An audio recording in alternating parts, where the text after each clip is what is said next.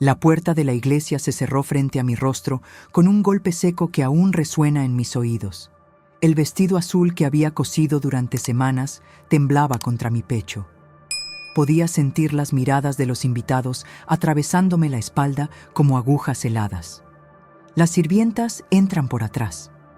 Las palabras salieron de la boca de la madre de la novia con una frialdad que nunca imaginé escuchar el día de la boda de mi único hijo. Pero lo que más me dolió no fue su voz, fue el silencio de él. Antes de continuar, asegúrate de estar suscrito al canal y escribe en los comentarios desde dónde nos ves. Nos encanta saber hasta dónde llegan nuestras historias. Me llamo Liliana Fuentes, tengo 68 años y durante décadas creí que conocía a mi hijo. Creí que los años de sacrificio habían construido algo inquebrantable entre nosotros.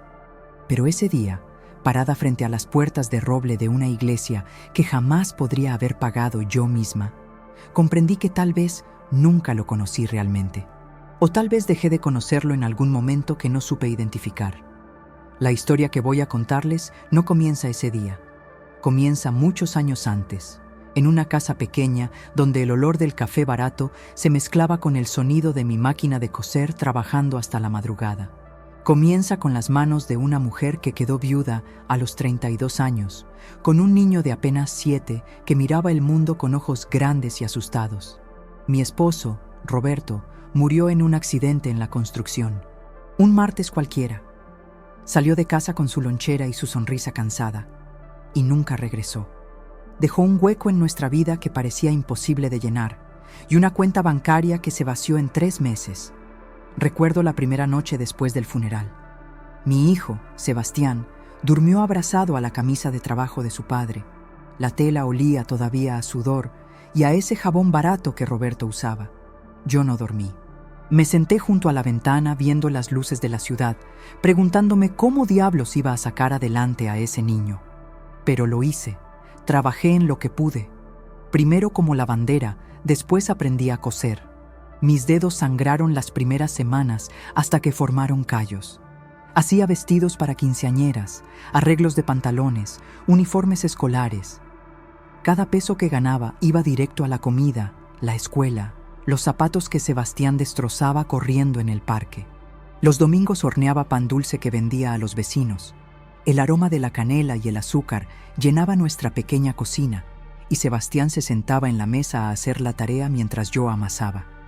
A veces levantaba la vista y me sonreía, con esa sonrisa que iluminaba todo. «Mamá, cuando sea grande voy a comprarte una casa enorme», me decía. «Con esta me conformo, mi amor», le respondía yo, aunque mi espalda doliera y mis manos temblaran de cansancio. Nunca le dije que algunas noches lloraba en la regadera para que no me escuchara. Nunca le conté cuántas veces comí solo tortillas para que él tuviera carne en su plato. Un hijo no necesita cargar con el peso de los sacrificios de su madre. O eso creía yo entonces. Sebastián era un niño brillante. Sus maestros siempre me lo decían en las juntas escolares. «Señora Liliana, su hijo tiene potencial. Debe seguir estudiando». Y yo asentía, orgullosa, aunque por dentro me preguntara cómo diablos iba a pagar una universidad. Pero encontré la manera. Siempre encontré la manera. Tomé turnos extra limpiando oficinas por las noches. Mis rodillas crujían al subir escaleras con la cubeta y el trapeador. Algunas madrugadas regresaba a casa cuando el sol apenas comenzaba a teñir el cielo de naranja, y Sebastián ya estaba despierto, preparándose para la escuela. «Descansa, mamá», me decía sirviéndome café. «Estoy bien, hijo».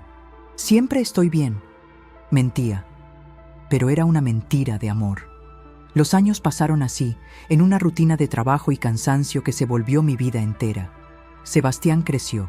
Se convirtió en un joven apuesto, educado, con modales que yo me aseguré de enseñarle. «Por favor» y «gracias» no cuestan nada, le repetía. El respeto se gana, pero también se da. Entró a la universidad. Estudió administración de empresas. Yo no entendía muy bien qué significaba eso, pero veía cómo sus ojos brillaban cuando hablaba de negocios, de oportunidades, de un futuro que yo apenas podía imaginar. Conseguí trabajo extra vendiendo tamales los fines de semana. Mis piernas ya no respondían como antes, pero el orgullo que sentía cada vez que Sebastián traía buenas calificaciones valía cada dolor. «Lo estás logrando, hijo», le decía, abrazándolo. «Lo estamos logrando, mamá», me corregía él. Y yo le creía. Cuando se graduó, lloré tanto que me dolió el pecho. Ahí estaba mi hijo, con su birrete y su toga, sonriendo para las fotografías. Yo llevaba mi mejor vestido, uno que había cosido especialmente para la ocasión. No era elegante, pero era digno. Sebastián consiguió empleo en una empresa grande. Comenzó a ganar bien. Me daba dinero cada mes. Insistía en que dejara de trabajar tanto. «Ya descansa, mamá. Ya hiciste suficiente». Pero yo seguía cosiendo. No sabía hacer otra cosa. Mis manos necesitaban estar ocupadas. Fue entonces cuando la conoció. Camila.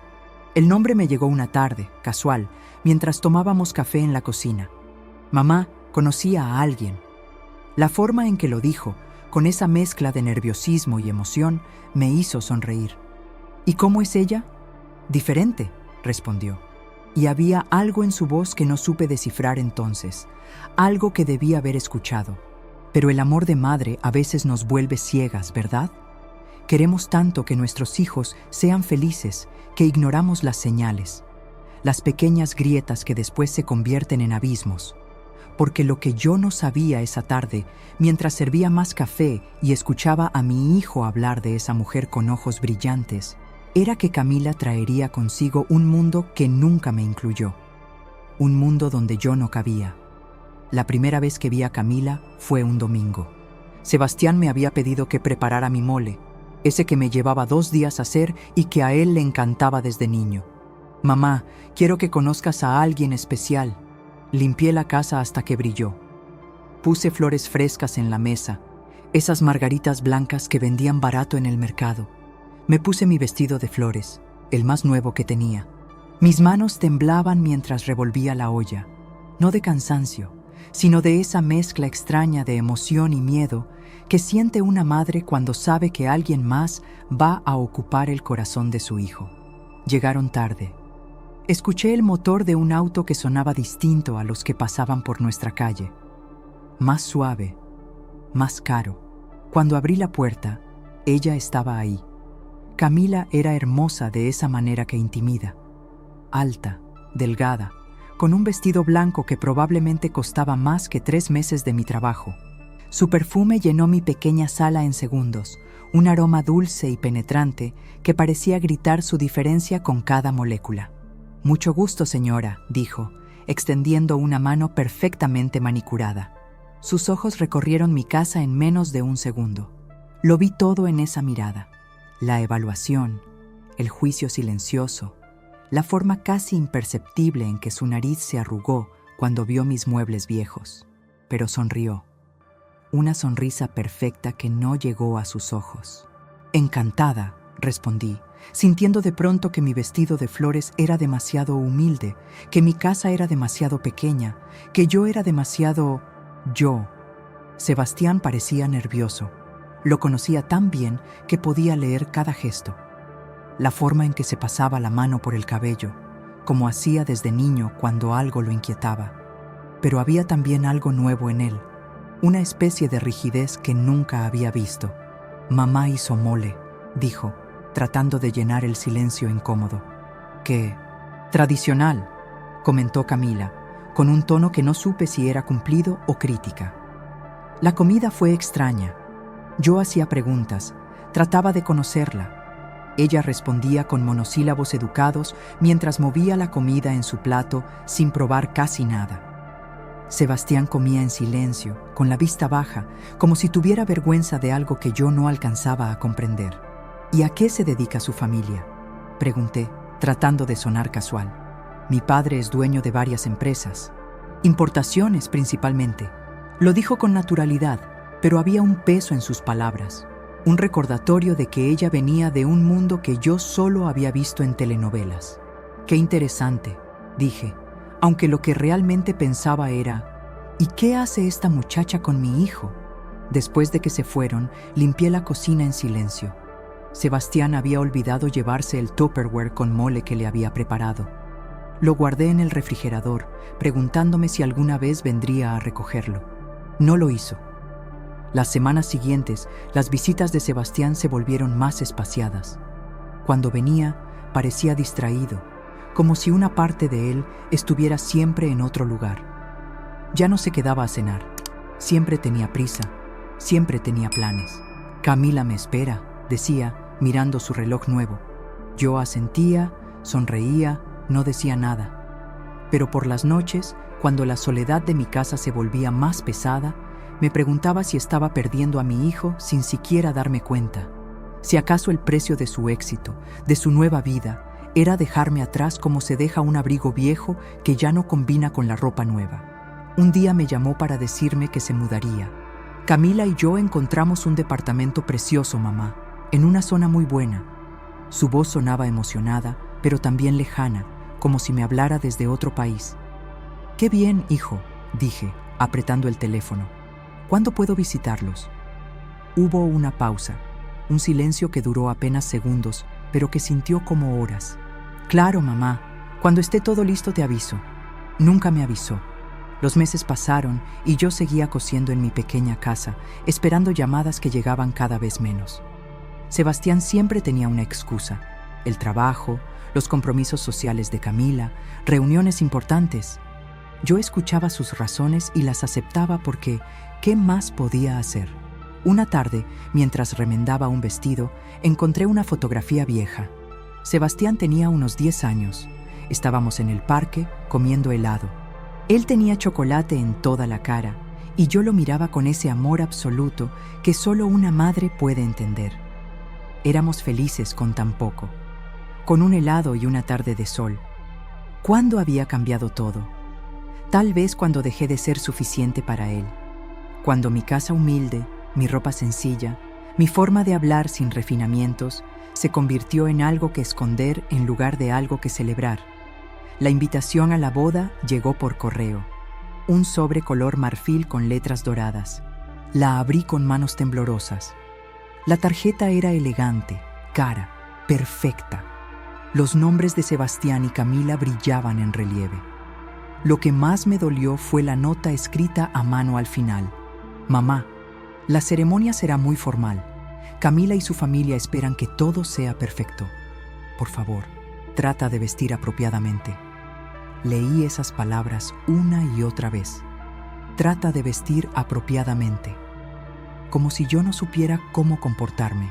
Como si todos esos años de enseñarle modales, de llevarlo a la iglesia, de inculcarle respeto, no significaran nada. Como si yo fuera un problema que necesitaba ser administrado. Pero era mi hijo, mi único hijo, y si él se casaba, yo tenía que estar ahí. Pasé semanas cosiendo mi vestido. Azul cielo, con pequeñas flores bordadas a mano. Cada puntada era una oración. Cada botón un deseo de que todo saliera bien. Me decía a mí misma que estaba exagerando, que Sebastián me amaba, que Camila solo estaba nerviosa por la boda.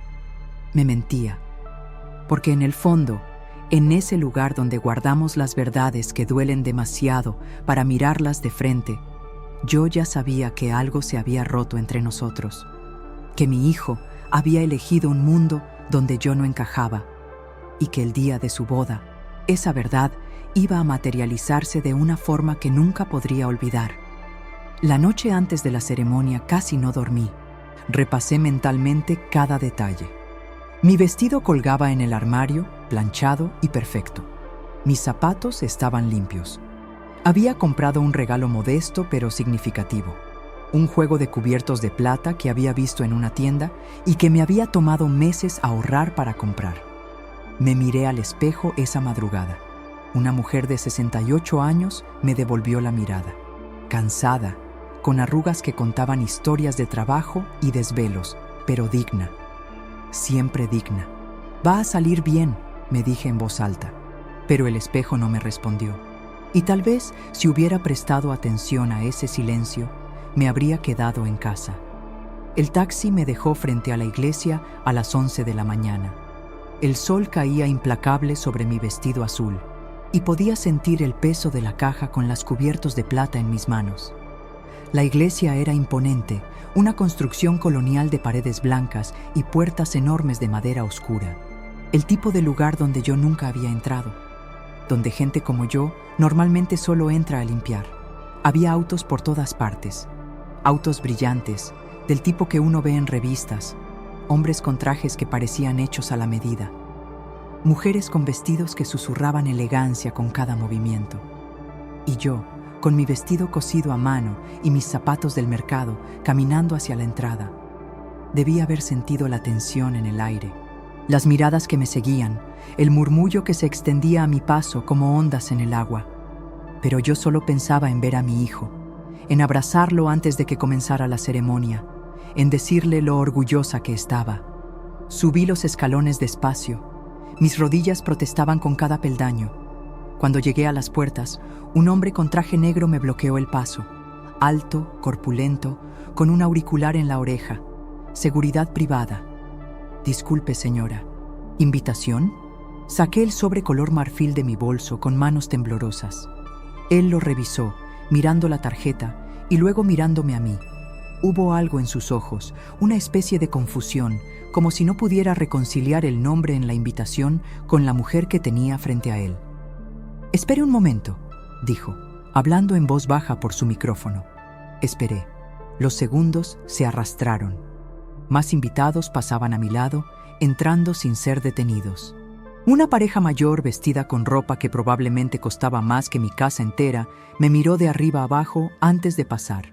La mujer le susurró algo a su esposo. Él sonrió con desdén. Sentí calor en las mejillas. No era el sol. Entonces ella apareció. La madre de Camila. La había visto en fotografías que Sebastián me había mostrado, pero en persona era aún más intimidante. Vestido color perla, collar de perlas al cuello.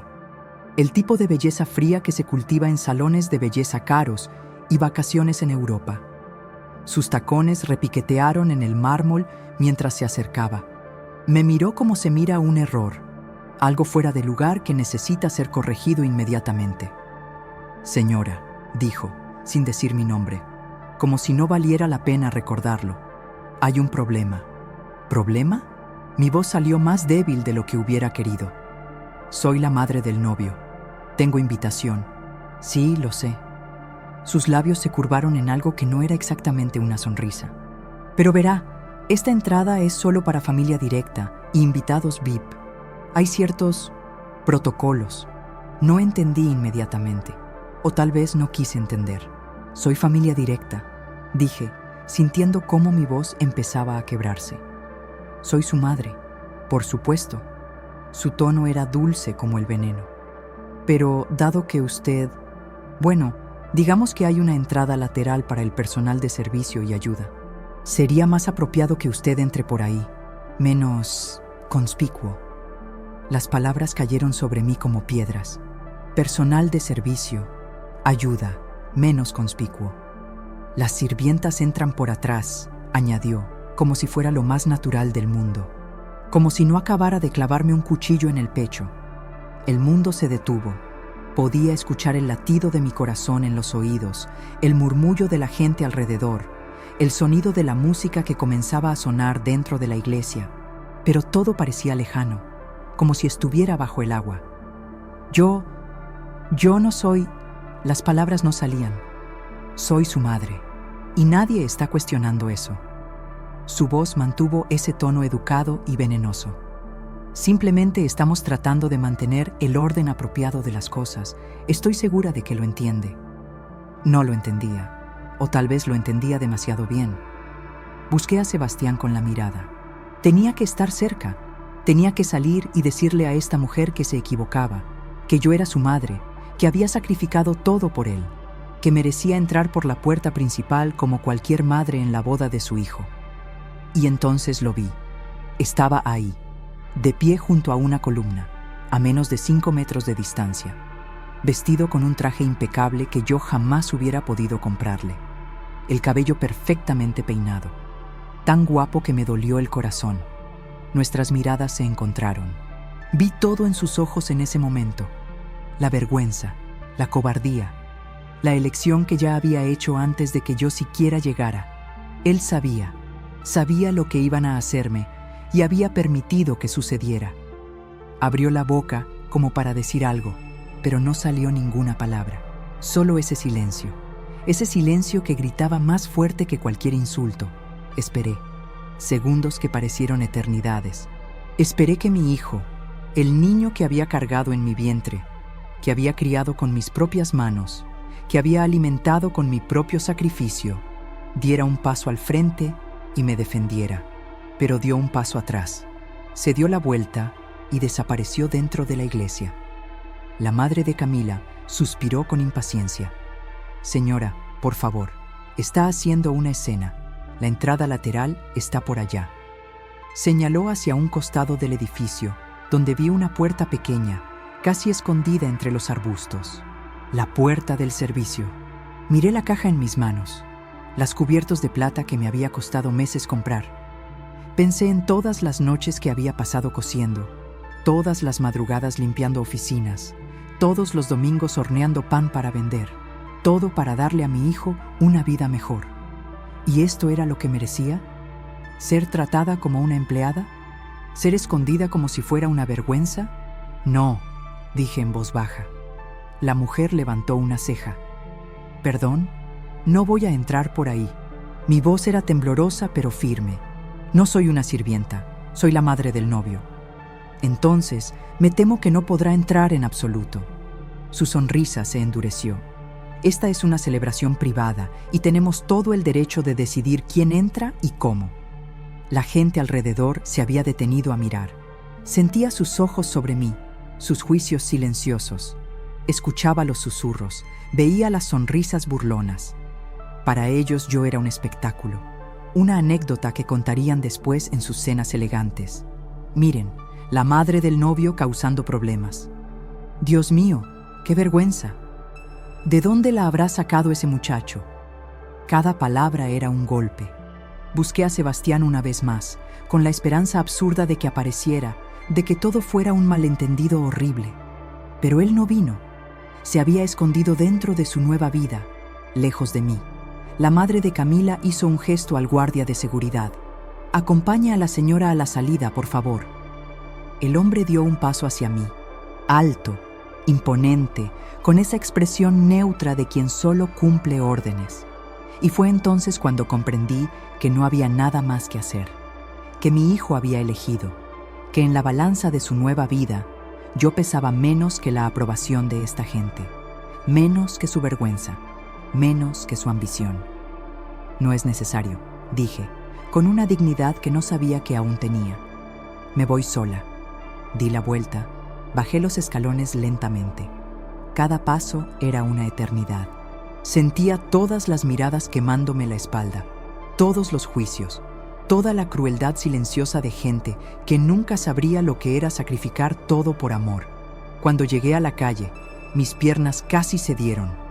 Me apoyé contra un poste, abrazando la caja con las cubiertos de plata contra mi pecho. Las lágrimas que había contenido finalmente cayeron, silenciosas, ardientes. La música comenzó a sonar dentro de la iglesia, la marcha nupcial. Mi hijo se estaba casando y yo estaba afuera, en la calle, llorando sola. Pero había algo más además del dolor, algo que crecía en mi pecho como una llama pequeña pero firme.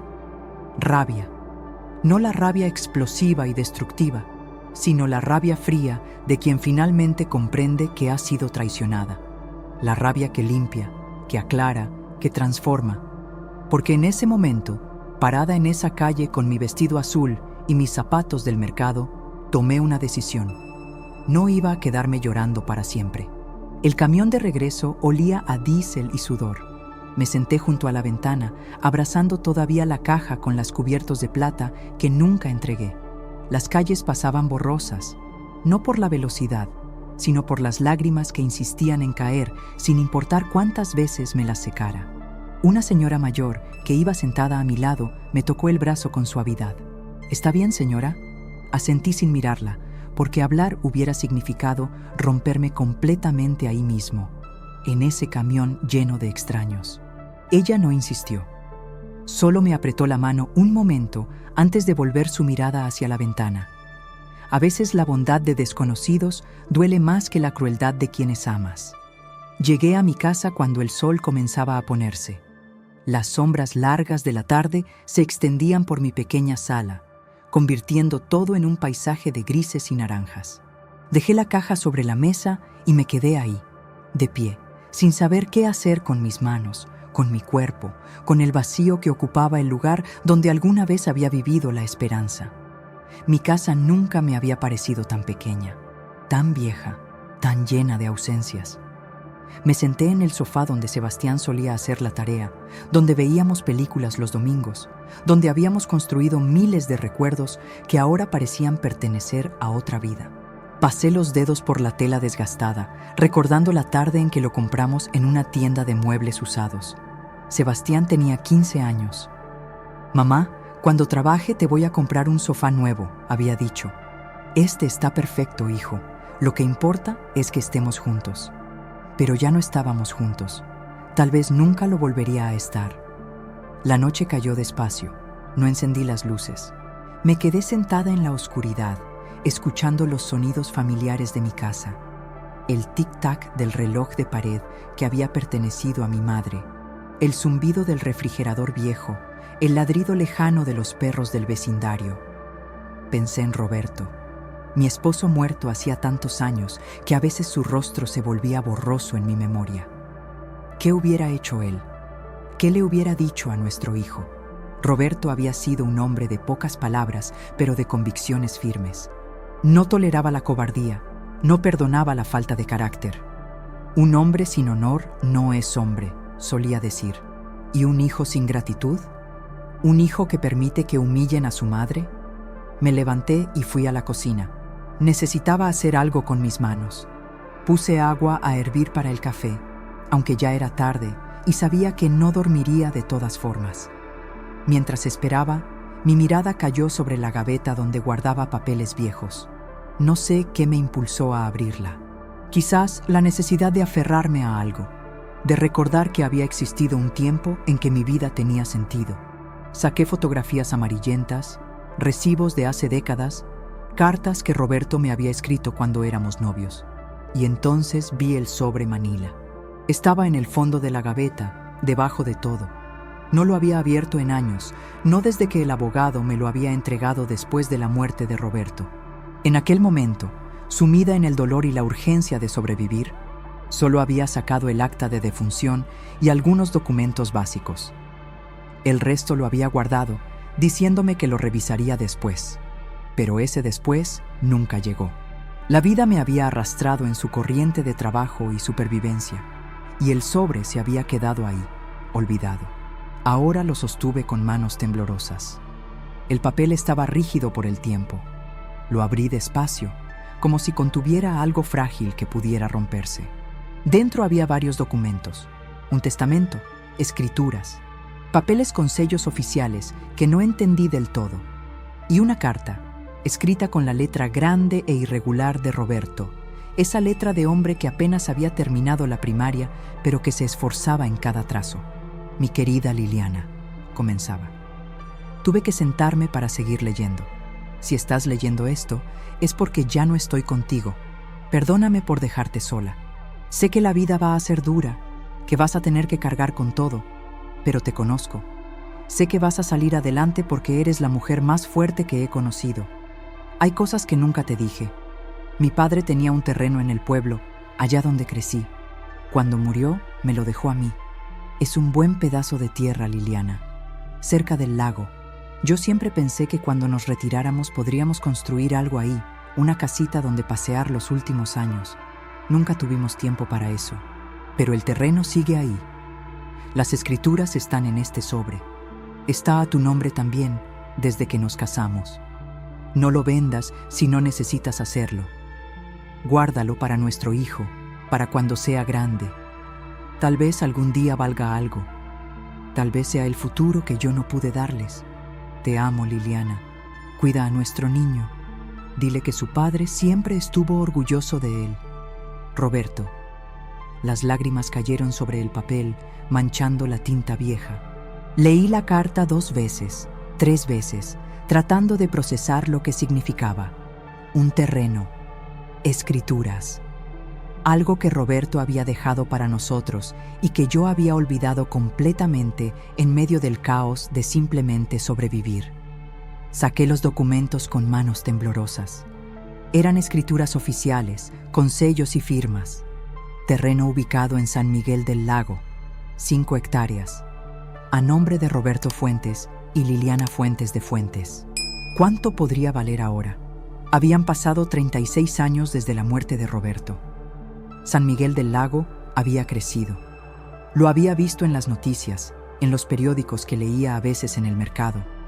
Se había convertido en una zona turística, con hoteles y restaurantes. 5 hectáreas cerca del lago. El café silbó en la estufa, sacándome de mis pensamientos. Lo apagué con manos automáticas, pero ya no quería café. Quería respuestas. Al día siguiente, en cuanto abrieran las oficinas, iría a preguntar. Iría a investigar qué era exactamente lo que Roberto me había dejado.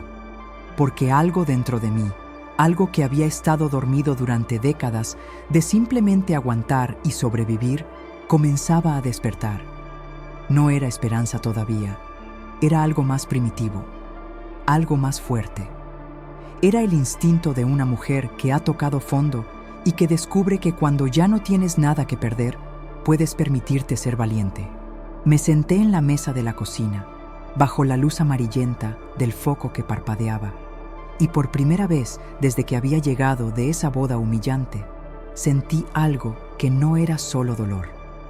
Sentí curiosidad, sentí determinación y sentí, aunque parezca extraño, una especie de gratitud amarga hacia mi hijo, porque al traicionarme, al mostrarme exactamente cuánto valía yo en su nueva vida, me había liberado de una ilusión, la ilusión de que mi sacrificio significaba algo para él, la ilusión de que el amor de madre era suficiente para construir lealtad. Ahora lo sabía, no lo era, y esa verdad, por dolorosa que fuera, era también una puerta que se abría, una puerta que yo no sabía que existía hasta ese momento, pero estaba ahí, y yo iba a cruzarla. El amanecer me encontró sentada en la misma silla, rodeada de papeles. No había dormido. Cada vez que cerraba los ojos, veía la puerta de la iglesia cerrándose, veía el rostro de mi hijo dándose la vuelta, veía la sonrisa venenosa de esa mujer diciéndome que las sirvientas entran por atrás. Pero ahora tenía algo más en qué pensar, algo que Roberto había guardado para mí como un as bajo la manga, sin saber que algún día yo lo necesitaría no solo para sobrevivir, sino para recordar quién era. A las 8 de la mañana llamé a un taxi. Me vestí con ropa sencilla pero limpia, me recogí el cabello en un moño y salí con el sobre Manila bajo el brazo. La ciudad estaba despertando. El olor del pan recién horneado, el pregón de los vendedores de periódico, el ruido del tráfico que comenzaba a intensificarse. Fui primero a una notaría que conocía del barrio. Don Arturo, un hombre mayor que había ayudado a varios vecinos con trámites de herencias y papeles. Su oficina era pequeña, atestada de archiveros y folders amarillentos, pero él tenía una reputación de honestidad que en estos tiempos valía más que cualquier título universitario. «Doña Liliana», me saludó con sorpresa cuando entré. Hace años que no la veía. «Don Arturo, necesito que me ayude a entender algo». Puse los papeles sobre su escritorio. Se puso los lentes y comenzó a revisar los documentos con la lentitud meticulosa de quien ha aprendido que en los detalles está la verdad. Yo esperaba, con las manos apretadas sobre mi regazo, sintiendo cómo cada segundo se estiraba como un hilo de tensión. Después de lo que pareció una eternidad, levantó la vista.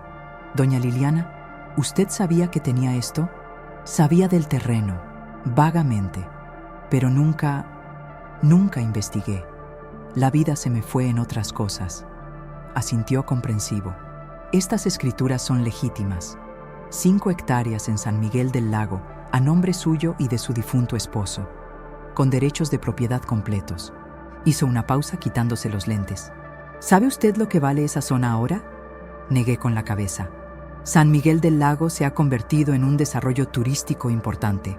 Hoteles, restaurantes, residencias de lujo, un terreno de este tamaño, con acceso al lago, silbó bajito. Podría estar hablando de varios millones de pesos, doña Liliana. Tal vez más, dependiendo de la ubicación exacta. Las palabras me golpearon como olas. Millones de pesos. Yo, que había vivido contando centavos, que había remendado la misma ropa durante años, que había comido tortillas con sal para que mi hijo tuviera carne en su plato. ¿Está seguro? Necesitaríamos hacer una evaluación oficial, por supuesto, pero sí, estoy seguro. Este documento es oro, señora. Oro que ha estado guardado en su gaveta todo este tiempo. Salí de la notaría caminando como sonámbula. El mundo se veía diferente, como si alguien hubiera ajustado el enfoque de una cámara. Las mismas calles, los mismos edificios, pero todo había cambiado porque yo había cambiado. Don Arturo me había dado el nombre de un valuador de propiedades, alguien que podría darme un estimado más preciso. También me sugirió conseguir un abogado si decidía vender o desarrollar el terreno. Gente sin escrúpulos hay mucha, doña Liliana. Protéjase. Esa palabra, protéjase. Como si finalmente yo tuviera algo que proteger más allá de recuerdos y dolor. Pasé los siguientes días en una especie de trance productivo. Contraté al valuador. Viajé a San Miguel del Lago en un autobús que tardó 3 horas. Vi con mis propios ojos el terreno que Roberto me había dejado. Era hermoso. Una extensión de tierra que bajaba suavemente hacia el lago, con árboles viejos y una vista que quitaba el aliento. A lo lejos se veían los hoteles nuevos, las casas de vacaciones, los restaurantes con terrazas de madera. Y mi terreno estaba justo en medio de todo ese desarrollo, como una joya sin pulir esperando ser descubierta. El valuador fue claro. Señora Fuentes, este terreno vale aproximadamente 8 millones de pesos en el mercado actual. Posiblemente más si lo desarrolla usted misma en lugar de venderlo. 8 millones de pesos. Yo, que no había tenido nunca más de 5,000 pesos juntos en toda mi vida. En el camino de regreso a casa, miré por la ventana del autobús y algo dentro de mí se rompió. Pero no como se había roto en las escaleras de la iglesia. Esta ruptura era diferente. Era como cuando una semilla rompe su cáscara para poder crecer. Lloré en silencio, pero no eran lágrimas de tristeza. Eran lágrimas de rabia, de alivio, de algo que no tenía nombre pero que sentía como fuego en el pecho. Sebastián me había tratado como basura porque creía que yo no era nada, porque en su nueva vida de apariencias y dinero, una madre costurera, con manos callosas y vestidos del mercado, era una vergüenza. Algo que esconder. Pero yo no era nada de lo que él creía. Yo era la dueña de un patrimonio que él ni siquiera imaginaba. Yo era la heredera de un hombre que, aunque había muerto pobre, había dejado algo invaluable. No solo el terreno, sino la lección de que el valor de una persona no se mide en apariencias. Cuando llegué a casa esa noche, saqué mi libreta vieja y comencé a hacer cuentas. Números que nunca había soñado escribir, posibilidades que nunca había considerado. Podía vender el terreno y vivir el resto de mis días sin preocupaciones. Podía viajar, comprarme una casa mejor, tener todo lo que me había negado durante décadas. Pero había algo más que quería. Quería que mi hijo supiera. Quería que Camila y su familia supieran. Quería que todos los que me habían mirado con desdén, que me habían juzgado por mi ropa y mi manera de hablar, supieran que se habían equivocado. No por venganza, aunque no voy a mentir y decir que no sentía satisfacción al imaginarlo, sino porque había pasado toda mi vida siendo invisible, siendo la mujer que limpiaba en la sombra, que trabajaba sin reconocimiento, que se sacrificaba sin esperar nada a cambio, y estaba cansada de ser invisible. Sonó el teléfono. Era tarde, pasadas las 10 de la noche. Dudé antes de contestar, pero algo me hizo levantar la bocina. ¿Mamá? La voz de Sebastián me atravesó como un cuchillo. No había hablado conmigo desde la boda. Hacía ya 2 semanas. Sebastián. Mi voz salió fría, controlada. Mamá, yo quería explicarte lo que pasó en la boda. No hay nada que explicar. Vi todo muy claro. Hubo un silencio incómodo. Fue complicado, mamá. Camila y su familia tienen ciertas expectativas y yo, ¿Y tú qué, Sebastián?, lo interrumpí. ¿Tú olvidaste quién te crió? ¿Olvidaste quién trabajó día y noche para que tú pudieras tener una educación, una oportunidad? No, mamá. Yo solo estaba tratando de encajar, de no causar problemas. ¿Y yo era el problema? Otro silencio. Largo, pesado, lleno de verdades que ninguno de los dos quería decir. No quise que te sintieras así, dijo finalmente, con voz pequeña. Pero me sentí así, y tú lo permitiste. Respiré hondo. Necesito tiempo, Sebastián. Necesito pensar en muchas cosas. ¿Estás bien? ¿Necesitas algo? La pregunta casi me hace reír. Después de todo lo que había pasado, después de humillarme frente a toda esa gente, ahora preguntaba si necesitaba algo. Estoy perfectamente bien, dije. Y por primera vez en mucho tiempo, era verdad. Mejor de lo que imaginas. Colgué antes de que pudiera responder. Me quedé sentada en la oscuridad, con el teléfono silencioso en su base, sintiendo cómo algo se acomodaba dentro de mí. Una decisión que se cristalizaba. No iba a decirle nada todavía. No iba a contarle sobre el terreno, sobre los millones, sobre el futuro que acababa de descubrir. Iba a esperar el momento perfecto, porque si algo había aprendido en todos estos años de coser, de remendar, de arreglar lo roto, era que el timing lo es todo. Que un punto dado demasiado pronto o demasiado tarde puede arruinar todo el trabajo. Y este trabajo, esta justicia silenciosa que estaba tejiendo, necesitaba el momento exacto para revelarse. Los días siguientes transcurrieron en una calma extraña.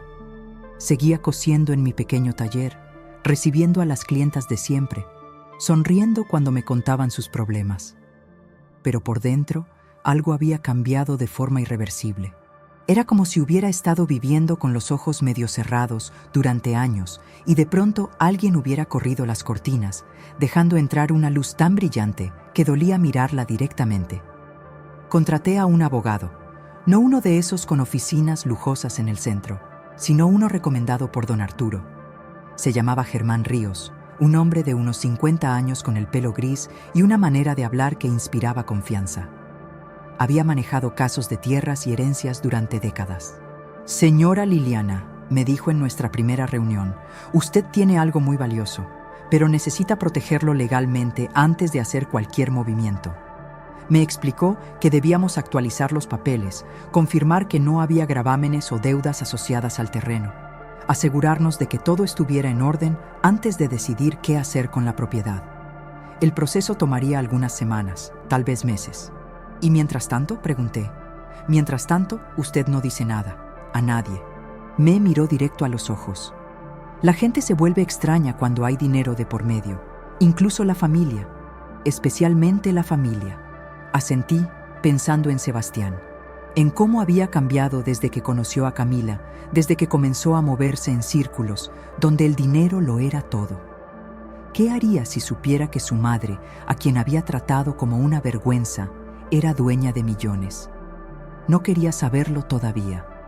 O tal vez sí quería, pero no aún. No hasta estar lista. Sebastián llamaba cada pocos días. Conversaciones breves, incómodas, llenas de silencios que ninguno sabía cómo llenar. Hablaba de su trabajo, de los viajes que Camila quería hacer, de la casa que estaban renovando. Nunca mencionaba la boda. Nunca se disculpaba realmente. Y yo escuchaba. Respondía con monosílabos, dejaba que creyera que todo estaba bien, que yo había aceptado mi lugar en su nueva vida, el lugar de la madre que se mantiene al margen, que no causa problemas, que agradece las migajas de atención que le tiran de vez en cuando. «Deberías venir a conocer la casa, mamá», me dijo una tarde. «Camila dice que podríamos hacer una cena». Camila dice. Todo era siempre lo que Camila decía, lo que Camila quería, lo que Camila consideraba apropiado. «Tal vez», respondí. «He estado ocupada». «¿Ocupada?». Se rió, como si la idea de que yo pudiera estar ocupada con algo importante fuera absurda. «¿Todavía cosiendo?». «Sí, hijo, todavía cosiendo». No le dije que entre costuras estaba reuniéndome con abogados, revisando documentos, aprendiendo términos como plusvalía y desarrollo inmobiliario. No le dije que la mujer simple que él creía conocer estaba desapareciendo, dando lugar a alguien que ni yo misma reconocía todavía. Una tarde, mientras bordaba un mantel para una clienta, tocaron a mi puerta. Era mi vecina, doña Carmen, con quien había compartido cafés y confidencias durante años. Liliana, vi un carro muy elegante estacionado frente a tu casa el otro día. ¿Todo bien? La gente del barrio notaba todo. Era imposible hacer algo sin que los ojos curiosos lo registraran, sin que las lenguas comenzaran a moverse. Todo bien, Carmen. Solo unos trámites de papeles viejos. Ah, pareció decepcionada de no conseguir un chisme más jugoso. Oye, ¿y tu hijo cómo le va? Escuché que se casó. Sí, se casó. Mantuve mi voz neutral. ¿Y? ¿Cómo fue? ¿La muchacha es bonita? No supe qué responder. ¿Le contaba que me habían dejado afuera de la boda de mi propio hijo? ¿Que me habían tratado como si fuera menos que nada? Fue una boda muy elegante, dije finalmente. De esas que salen en revistas. Carmen asintió, satisfecha. Ay, qué orgullo debes sentir. Tu hijo casándose también, después de todo lo que trabajaste por él. Orgullo. La palabra se me atragantó. Sí, dije. Todo ese trabajo valió la pena. Cuando se fue, me quedé mirando la puerta cerrada, pensando en las máscaras que usamos, en cómo todos caminamos por el mundo pretendiendo que todo está bien, escondiendo las heridas bajo sonrisas educadas y respuestas vagas. Pero yo estaba cansada de fingir. El abogado Germán me llamó una semana después. Señora Liliana, tengo noticias. Los papeles están en orden. El terreno es completamente suyo, sin gravámenes ni deudas. Además, hice algunas averiguaciones. Hay una empresa desarrolladora interesada en esa zona. Están buscando terrenos para un proyecto de hotel boutique. Y, si usted quisiera vender, están dispuestos a pagar muy bien, pero si me permite sugerirle algo, ese terreno va a seguir subiendo de valor. Si puede esperar, si puede retener la propiedad un par de años más, podría triplicar su precio. Triplicar. La palabra flotó en mi mente como una promesa. ¿Y si no quiero vender?, pregunté. ¿Si quisiera hacer algo con el terreno yo misma? Se quedó en silencio un momento. Eso requeriría inversión, permisos, un plan de negocios. Es más complicado, pero es posible. Todo es posible, señora Liliana. La pregunta es, ¿qué quiere usted realmente? Esa noche no pude dormir. Me senté en mi pequeño jardín, bajo las estrellas que brillaban tímidas entre la contaminación lumínica de la ciudad. El aire olía a tierra mojada, a jazmines que había plantado años atrás, cuando Sebastián era niño y jugaba entre las plantas mientras yo regaba. ¿Qué quería realmente? Quería justicia, pero no la justicia ruidosa y vengativa. Quería la justicia silenciosa de demostrar que me habían juzgado mal. Quería que mi hijo comprendiera que el valor de una persona no se mide en apariencias, en ropa cara o modales refinados.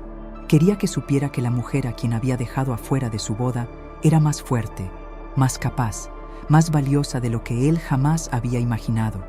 Pero más que eso, quería recuperarme a mí misma. La mujer que había quedado enterrada bajo décadas de sacrificio, de ponerse siempre al último, de creer que su único valor estaba en lo que podía dar a otros. Esa mujer estaba despertando y tenía hambre de vivir. Tomé una decisión esa noche. No vendería el terreno inmediatamente. Lo retendría, lo protegería, lo dejaría crecer en valor mientras yo decidía exactamente qué hacer con él. Y mientras tanto, comenzaría a hacer cambios pequeños en mi vida. Pequeños, pero significativos. Compré ropa nueva. No mucha, no ostentosa, pero de mejor calidad. Me corté el cabello en un salón de verdad, no en la peluquería barata de la esquina. Comencé a caminar diferente, con la cabeza más alta, con los hombros hacia atrás. La gente del barrio comenzó a notarlo. Liliana, te ves diferente. ¿Pasó algo bueno?, me preguntaban. Estoy cuidándome más, respondía con una sonrisa. Nunca es tarde para empezar. Y era verdad. Nunca era tarde. Sebastián me invitó a cenar a su casa un viernes por la noche. Esta vez acepté. Quería ver con mis propios ojos la vida que había construido, la vida por la cual me había sacrificado a mí. La casa era hermosa, no podía negarlo. Grande, moderna, con pisos de mármol y muebles que parecían sacados de una revista de decoración. Camila me recibió con una sonrisa que no llegaba a sus ojos, vestida con ropa cara y un perfume que llenaba el aire. «Señora Liliana, qué gusto verla». Su voz era educada, fría, como si yo fuera una tía lejana a quien había que tolerar por cortesía. Durante la cena, que fue preparada por una empleada doméstica que no me miró a los ojos ni una vez, Camila y Sebastián hablaron de sus planes. Un viaje a Europa, la renovación del jardín, una inversión que estaban considerando.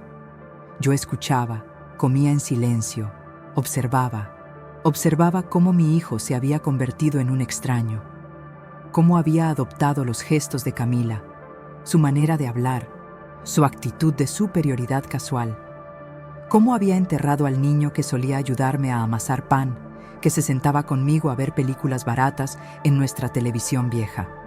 «¿Y tú, mamá?», preguntó Sebastián en algún momento. «¿Qué has estado haciendo?». «Lo de siempre», dije, limpiándome los labios con la servilleta de tela. «Coser, arreglar cosas rotas, ya sabes». Camila sonrió con condescendencia. «Qué lindo que mantenga sus pasatiempos». Pasatiempos. Como si mi trabajo, el trabajo que había pagado la educación de mi hijo, fuera algo que yo hacía para mantenerme entretenida. No dije nada, solo sonreí, porque sabía algo que ellos no sabían, y ese secreto me daba un poder que nunca había experimentado antes. El poder de elegir, el poder de esperar, el poder de actuar en el momento exacto, y ese momento se acercaba. El llamado llegó 3 meses después de aquella cena incómoda. Era Sebastián, y su voz sonaba diferente, tensa, asustada. «Mamá, necesito hablar contigo. ¿Puedo ir a tu casa?». «¿Cuándo?». «Ahora, por favor». Había algo en su tono que me hizo decir que sí. Colgué y me quedé mirando el teléfono, sintiendo cómo mi corazón latía más rápido. Algo había pasado, algo importante. Me senté a esperarlo. Mi casa ya no era la misma de hace meses. Había comprado muebles nuevos, nada ostentoso, pero dignos. Las paredes recién pintadas olían todavía a frescura. Había cortinas nuevas filtrando la luz de la tarde. Cuando llegó, casi no lo reconocí. Traía ojeras profundas, el traje arrugado, el cabello revuelto. Ya no era el hombre seguro y pulido de aquella cena. Era alguien que había sido golpeado por la vida y no sabía cómo levantarse. «Mamá», dijo, y su voz se quebró. No corrí a abrazarlo. Me quedé sentada, esperando. Después de todo lo que había pasado, no iba a facilitarle las cosas. Se sentó frente a mí, con las manos temblorosas. «Todo se derrumbó, mamá. Todo». «Cuéntame», dije con voz neutra. Y entonces, todo salió. Como una represa que finalmente cede, las palabras brotaron de él en una avalancha de dolor y arrepentimiento. Camila se había ido. Lo había dejado hacía 2 semanas, después de descubrir que Sebastián no tenía el dinero que ella creía. Resulta que ella había asumido, basándose en su trabajo y en las apariencias que él había cultivado cuidadosamente, que mi hijo era un hombre con patrimonio, que había heredado propiedades, que tenía inversiones. «Me casé con ella pensando que me amaba», dijo Sebastián, con lágrimas cayendo por sus mejillas. «Pero solo le importaba el dinero, el estatus. Cuando supo que todo lo que tengo es mi sueldo y deudas de la casa que compramos, se fue. Así, sin más. Se había llevado la mitad de todo. Los ahorros que Sebastián había acumulado durante años. Joyas que él le había comprado, sacrificando su propia estabilidad. Había vaciado cuentas, había vendido cosas y se había marchado dejándolo con deudas que no podía pagar. Su familia me amenazó con demandas. Dicen que los engañé, que fingí tener más de lo que tenía». Se pasó las manos por el rostro. «Perdí el trabajo, mamá. Me corrieron porque estaba tan distraído con todo esto que dejé de rendir. La casa. Van a quitarme la casa porque no puedo pagar la hipoteca». Escuché todo esto sin interrumpir, sin mostrar emoción. Cada palabra era una confirmación de lo que yo ya había intuido, que el mundo donde mi hijo había querido encajar era un mundo de apariencias huecas, donde las personas eran valoradas solo por lo que podían ofrecer materialmente. ¿Y vienes a mí por qué?, pregunté cuando terminó. Me miró con ojos suplicantes. Porque eres mi madre, porque no tengo a nadie más, porque su voz se quebró completamente, porque cometí el peor error de mi vida y necesito ayuda. ¿El peor error de tu vida?, repetí, sintiendo cómo algo frío y duro se instalaba en mi pecho. ¿Cuál, Sebastián? ¿Casarte con Camila o dejar que me humillaran en tu boda? Se quedó callado. Las lágrimas seguían cayendo, pero no respondió. Me dejaste afuera de la iglesia, continué, con voz controlada pero firme. Permitiste que me trataran como basura, como si yo, tu madre, la mujer que te crió sola, que trabajó día y noche para que tú pudieras tener una vida mejor, fuera una vergüenza. Lo sé, susurró. Lo sé, mamá, y me odio por eso. ¿Te odias? ¿Eso es todo? Me levanté, caminé hacia la ventana. Necesitaba no mirarlo, porque si lo miraba tal vez mi resolución se quebraría. Yo te amé más que a mi propia vida, Sebastián. Sacrifiqué todo, mi juventud, mi salud, mis sueños, todo para que tú pudieras ser alguien. Y lo sé, mamá, siempre lo he sabido. No, me di vuelta para mirarlo. No lo sabías, porque si lo hubieras sabido, nunca habrías permitido que esa mujer me tratara así. Nunca habrías antepuesto su aprobación a mi dignidad. Se cubrió el rostro con las manos. Sus hombros temblaban. Tenías razón sobre ella. Sobre todo, fui un idiota, un cobarde.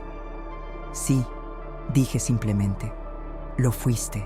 El silencio que siguió fue pesado, tenso, lleno de todas las cosas que habíamos dejado sin decir durante meses. Necesito dinero, mamá, dijo finalmente, con voz tan baja que apenas lo escuché. Solo un préstamo. Para salvar la casa, para poder respirar un poco mientras consigo otro trabajo. Te lo pagaré, te lo juro. Pero necesito... ¿Cuánto?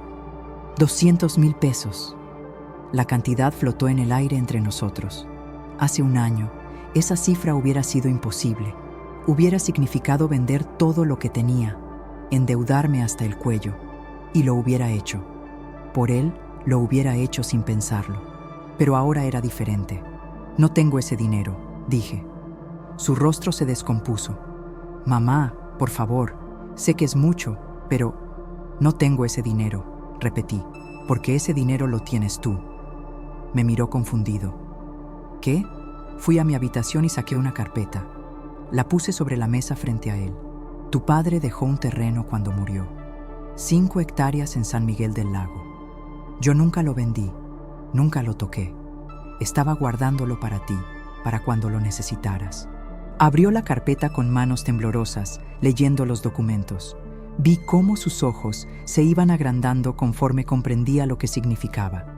Esto vale millones, completé. Varios millones. El abogado dice que entre 8 y 10 millones de pesos, dependiendo de cómo se desarrolle. Se quedó mudo, mirando los papeles como si fueran un espejismo. Durante años guardé esto para ti, continué. Era tu herencia, tu futuro. Tu padre lo dejó para nosotros, pero yo siempre supe que eventualmente sería tuyo. Mamá, pero hay un problema, Sebastián. Me senté frente a él, mirándolo directamente a los ojos. El terreno está a mi nombre, completamente a mi nombre. Y después de lo que pasó, después de ver qué tipo de hombre te has convertido, no estoy segura de que quiera dártelo. El color desapareció de su rostro. ¿Qué estás diciendo? Estoy diciendo que me hiciste elegir entre tu nueva vida y mi dignidad, y elegiste mal. Mi voz era firme, sin rastro de duda. Ahora yo tengo que elegir entre ayudarte a ti, que me traicionaste, o ayudarme a mí misma por primera vez en mi vida. Mamá, por favor, soy tu hijo. Eres mi hijo, asentí. Pero eso no significa que tengas derecho a todo lo que tengo, no después de lo que hiciste. Se arrodilló frente a mí, literalmente se arrodilló, con lágrimas corriendo por su rostro. Te lo suplico, mamá. Dame una oportunidad de arreglarlo, de ser el hijo que debía haber sido siempre. Lo miré ahí, roto, suplicando, y sentí algo complicado en mi pecho. No era satisfacción, aunque había un pequeño destello de eso. No era alegría, era algo más profundo, más triste. Era la comprensión de que el amor de madre, por más fuerte que sea, no puede salvar a alguien que no quiere salvarse. Que a veces la mayor lección que puedes dar es dejar que las consecuencias enseñen lo que las palabras nunca pudieron. «Levántate», dije suavemente, «levántate y escúchame bien». Se levantó, limpiándose las lágrimas. «Voy a ayudarte», dije, «pero no porque lo merezcas, sino porque soy tu madre y porque, a diferencia de ti, yo sé lo que significa el sacrificio verdadero». Su rostro se iluminó con esperanza. «Te voy a prestar 200,000 pesos. No te voy a dar el terreno. Ese terreno es mío y voy a hacer con él lo que yo decida. Tal vez lo venda, tal vez lo desarrolle, tal vez lo done. Pero no será tuyo automáticamente por ser mi hijo». «Entiendo», dijo rápidamente. «Entiendo, mamá. Gracias, yo». No he terminado. Mi voz se endureció. «Este préstamo tiene condiciones. Me lo vas a pagar, cada peso, con intereses. Y mientras tanto, vas a venir aquí cada semana. Vas a cenar conmigo. Vas a escucharme. Vas a conocer de nuevo a la madre que olvidaste mientras perseguías un mundo que nunca fue real». Asintió, todavía llorando. «Sí, lo que tú digas». Y una cosa más. Me acerqué a él, mirándolo fijamente. «Nunca, nunca vuelvas a avergonzarte de mí. Nunca vuelvas a anteponer la opinión de extraños a mi dignidad. Porque la próxima vez que lo hagas, te juro por tu padre que no habrá vuelta atrás». «¿Me entendiste?» «Sí, mamá, te entiendo». Lo abracé entonces. No porque todo estuviera perdonado, sino porque seguía siendo mi hijo. Y el amor de madre, aunque herido, aunque traicionado, no desaparece simplemente, pero tampoco olvida. Los meses que siguieron fueron extraños, como aprender a caminar de nuevo después de una caída que te rompe los huesos. Duele, es lento, pero cada paso es una pequeña victoria. Sebastián cumplió su palabra. Venía cada semana, los miércoles por la tarde. Al principio, las conversaciones eran forzadas, incómodas, llenas de silencios que ninguno sabía cómo llenar. Él traía flores del mercado, las mismas margaritas blancas baratas que yo solía comprar. Un gesto pequeño, pero que me decía que estaba tratando. Cocinábamos juntos. Él pelaba papas mientras yo preparaba el guisado. Hablábamos de cosas simples, el clima, las noticias, algún recuerdo de cuando era niño. Nunca de Camila. Ese capítulo estaba cerrado, era una cicatriz que ninguno quería tocar todavía. Poco a poco, empecé a ver destellos del hijo que había criado, el que se reía de mis chistes malos, el que me ayudaba a lavar los platos sin que se lo pidiera, el que se quedaba dormido en el sofá después de comer, como solía hacer cuando era adolescente. Pero algo había cambiado en ambos. Yo ya no era la madre que lo ponía en un pedestal, que justificaba todo con amor ciego. Y él ya no era el hijo que daba todo por sentado, que creía que mi amor era inagotable sin importar cómo me tratara. Éramos dos personas aprendiendo a conocerse de nuevo, con respeto, con cuidado, como dos sobrevivientes de un naufragio que se encuentran en una isla desconocida. El terreno seguía ahí, creciendo en valor como una planta silenciosa. El abogado Germán me visitaba cada mes con reportes. El desarrollo de San Miguel del Lago seguía expandiéndose. Mi propiedad ahora valía cerca de 12 millones de pesos.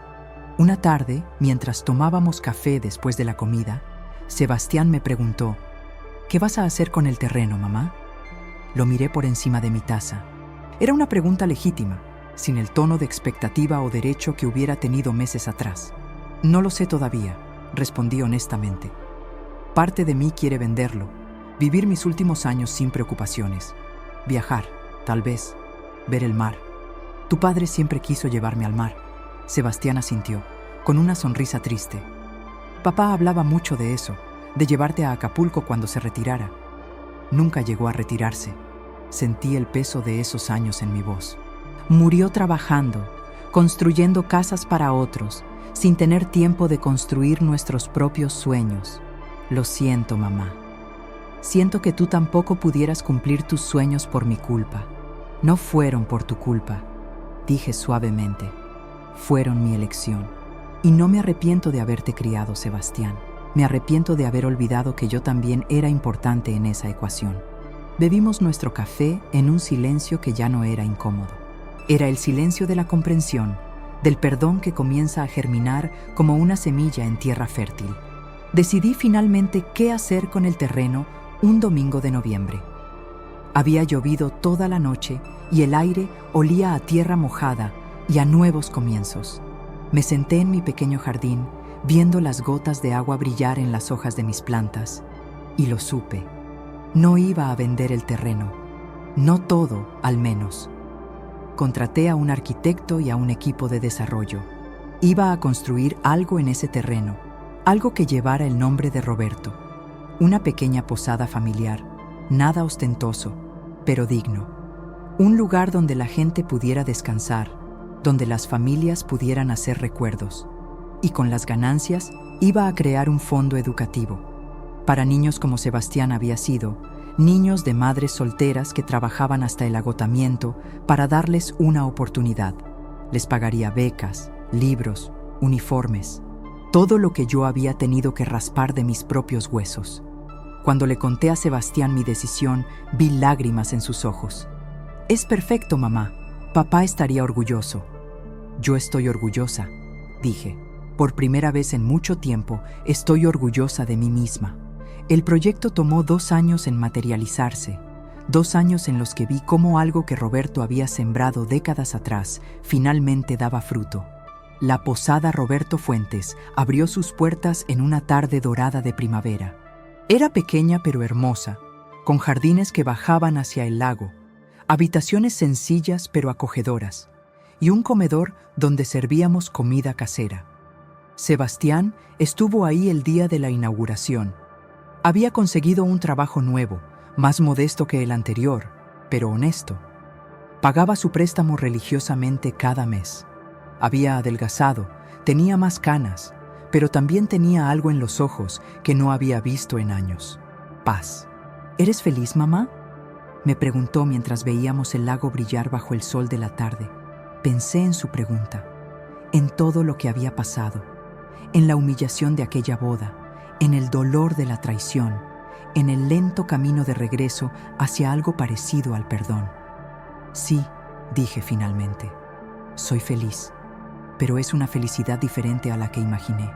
¿Diferente cómo? Más mía, expliqué. Antes, mi felicidad dependía de ti, de verte bien, de saber que habías triunfado. Ahora mi felicidad es mía. La construí yo, con mis propias manos, de la misma forma que construí tu futuro. Pero esta vez no me olvidé de incluirme en la construcción. Me abrazó entonces, fuerte, como no lo hacía desde que era niño. Gracias por no rendirte conmigo, por darme otra oportunidad. Las madres no se rinden, dije contra su hombro. Pero también las madres necesitan aprender a ponerse a sí mismas en la ecuación. Esa fue mi lección. Esa noche, sentada en la terraza de la posada, viendo las luces de los barcos reflejarse en el agua oscura del lago, pensé en todo el camino recorrido, en la mujer que había sido, invisible, sacrificada, que medía su valor solo por lo que podía dar a otros, y en la mujer que era ahora, visible, digna, que había aprendido que amarse a sí misma no era egoísmo, sino supervivencia. La vida me había enseñado que el perdón no significa olvidar. Significa decidir no cargar más con el peso del rencor. Significa soltar, no porque la otra persona lo merezca, sino porque tú mereces paz. Perdoné a Sebastián, no de inmediato, no completamente, pero lo suficiente para que ambos pudiéramos respirar de nuevo. Lo suficiente para que pudiéramos construir algo nuevo sobre las ruinas de lo que se había roto. Pero más importante que eso, me perdoné a mí misma. Me perdoné por haber sido invisible durante tanto tiempo, por haber creído que mi único valor estaba en cuánto podía sacrificarme, por haber confundido amor con anulación. El viento sopló suave desde el lago, trayendo el olor del agua y la promesa de días nuevos. Cerré los ojos y respiré profundo, sintiendo por primera vez en décadas que mi vida me pertenecía, que yo me pertenecía. Y eso, descubrí, era la libertad más grande de todas. No la libertad de no tener problemas, sino la libertad de saber que sin importar lo que viniera, yo estaría bien. Porque finalmente había aprendido que la persona más importante a quien debía cuidar, proteger y valorar era a mí misma. Las sirvientas entran por atrás, me habían dicho, pero yo nunca fui una sirvienta. Era una mujer que había construido imperios con sus propias manos, que había creado vida, legado y amor desde la nada. Y ahora, finalmente, entraba por la puerta principal de mi propia vida, con la cabeza en alto, con el corazón sanado, y con la certeza de que algunas batallas se ganan no gritando, sino simplemente sobreviviendo con dignidad hasta que amanece. Porque a veces la justicia no llega con fuegos artificiales, llega silenciosa, como el amanecer, iluminando todo lo que antes estaba oscuro, y nos enseña que el mayor acto de amor propio es simplemente elegir cada día no desaparecer.